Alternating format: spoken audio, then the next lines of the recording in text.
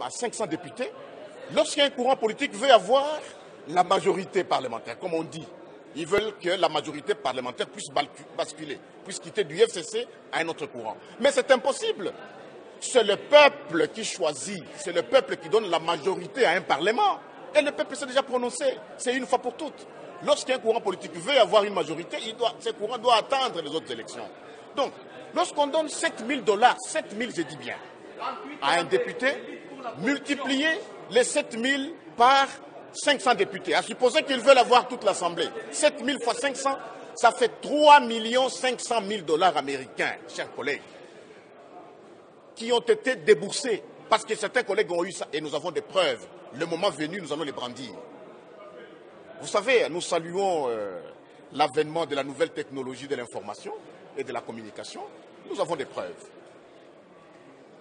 Pendant que les policiers sont impayés, pendant que les militaires sont mal payés, pendant que les enseignants sont mal payés, pendant que la vie se dégrade du jour au jour, on débloque de l'argent tout simplement pour avoir une majorité factice au niveau de l'Assemblée nationale. Et ça, c'est une solution impossible.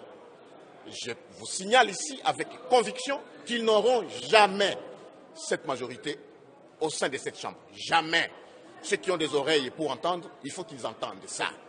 Parce que, chers frères, la loyauté est de loin au-dessus de la corruption. Les députés FCC, ceux qui sont allés, ceux qui ont été victimes de cette imagination, ils sont revenus.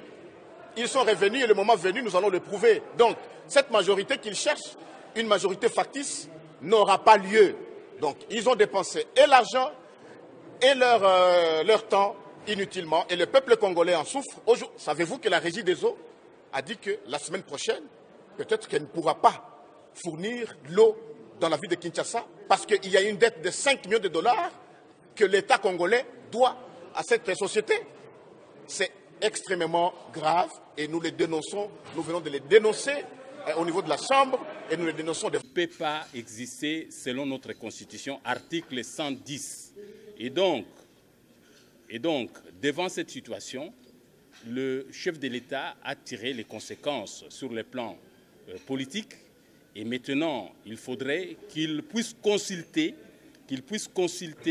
les forces vives que nous sommes et que d'autres aussi ont été consultés. Et devant cette situation, je crois que le chef de l'État va prendre des mesures adéquates qui s'imposent pour la gouvernance future de notre pays en tant que garant de bon fonctionnement des institutions de la République.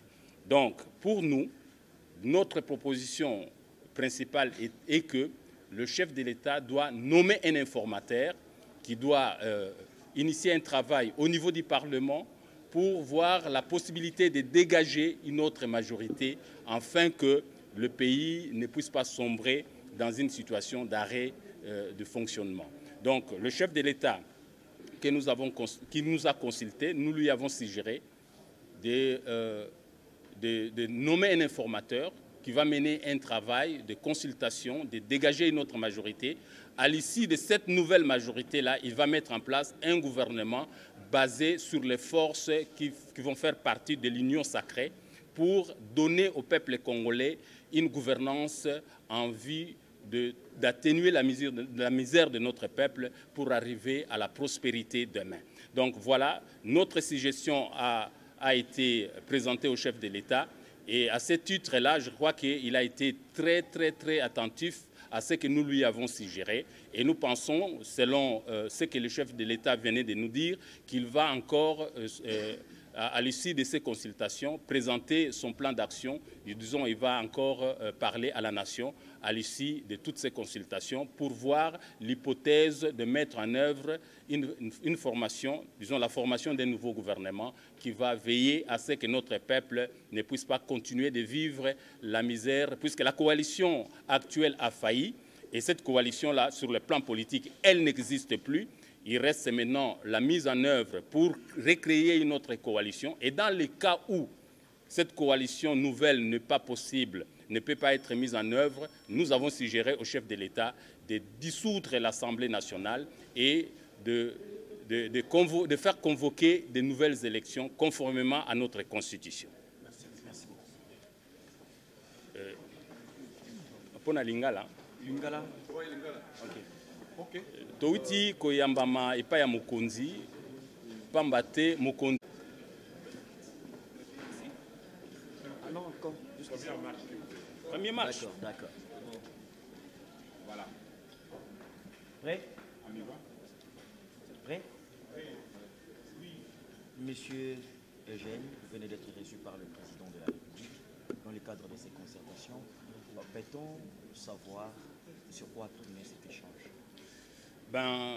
Après le 23 octobre, je crois que vous avez suivi les discours du chef de l'État à la nation qui consistait à relever qu'il y avait une crise de gouvernance de notre pays. En fait, cette crise a été provoquée par la famille FCC qui était dans une coalition avec les Cash. Et cette crise, aujourd'hui, a été, a obtenu le point culminant lors de la prestation de serment des 3 juges devant la nation, devant les chefs de l'État. Les 3 juges ont prêté serment à l'absence du président de l'Assemblée nationale, du président du Sénat et du Premier ministre.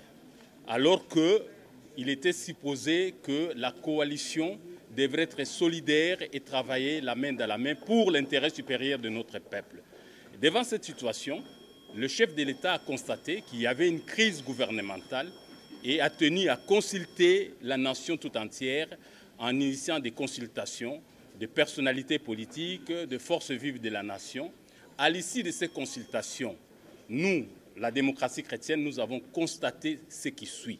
Pour nous, la coalition FCC Cash n'existe plus et que cette coalition devrait laisser la place à une autre coalition, si possible, par la consultation. D'autant plus que le mandat impératif ne peut pas exister selon notre Constitution, article 110.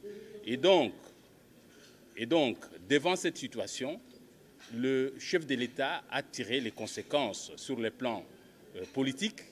Et maintenant, il faudrait qu'il puisse consulter les forces vives que nous sommes et que d'autres aussi ont été consultés. Et devant cette situation, je crois que le chef de l'État va prendre des mesures adéquates qui s'imposent pour la gouvernance future de notre pays en tant que garant de bon fonctionnement des institutions de la République. Donc, pour nous, notre proposition principale est que le chef de l'État doit nommer un informateur qui doit initier un travail au niveau du Parlement pour voir la possibilité. Et là, il y a l'impossibilité de collaboration entre les institutions. Donc, ces consultations se font dans les contextes de crises persistantes sur le plan institutionnel. Décrit comme tel, la Constitution ayant été votée par un référendum, il est normal que le chef de l'État consulte l'opinion nationale en vue de dégager la tendance générale et essentielle. Donc nous justifions, nous acceptons ces consultations. Et nous avons donné un mémo avec des réponses que nous allons vous dire. Donc ces mémos du MLP constituent pratiquement un acte d'engagement, un acte, bien entendu, pas seulement d'engagement, mais un acte d'adhésion à cette philosophie, à ces projets de créer l'union sacrée et pour la nation. Mais qu'est-ce que nous avons proposé? Qu'est-ce que le MLP a proposé? Le MLP a vu que l'objectif de ces consultations, normalement, il faut créer l'union sacrée pour la nation, pour créer en fait la cohérence et la cohésion nationale, pour permettre à ce qu'on donne au pays des institutions qui s'inscriront pour que le pays décolle. Et derrière le chef de l'État, qu'est-ce que nous avons proposé? Première solution. Parce que le Premier ministre est en rébellion, nous avons demandé au chef de l'État de pouvoir, bien entendu, formaliser la rupture du FCC Cash, parce qu'en fait, lorsque la rupture est formalisée, le gouvernement est démissionnaire. De deux, le président de la République sur le plan droit administratif, a le pouvoir de suspendre le Premier ministre. Mais cette suspension ne peut pas dépasser 3 mois. Donc il a le pouvoir de le suspendre. Autrement, nous avons démontré que dans l'impossibilité de collaboration entre les institutions, la cohabitation est impossible. Donc pas de cohabitation. L'objectif, c'est de changer la majorité parlementaire, la reconfiguration politique.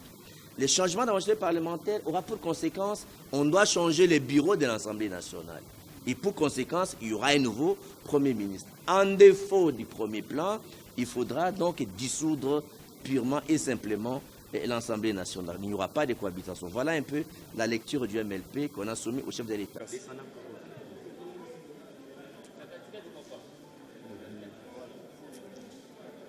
bon? Évangéliste Kavunji Walesa, vous venez d'être reçu par le président de la République. Qu'est-ce qu'il vous a dit et qu'est-ce que vous voulez faire? Non, makambo to sololi na mokozi est lié parce que ngana zali na ya on a 4 pasteurs, prophètes. To sololi et ça na makambo to sololi wana tikali kuna panaye. Mais loko monene ngana kolo bezali que conciliation ça na katia ko salema c'est normal. Mais conciliation tango ko salema il faut ba tamiser yango. Batu bazo kota, batu bazo de partout dans le monde. Partout na katia Congo mobimba bazoya.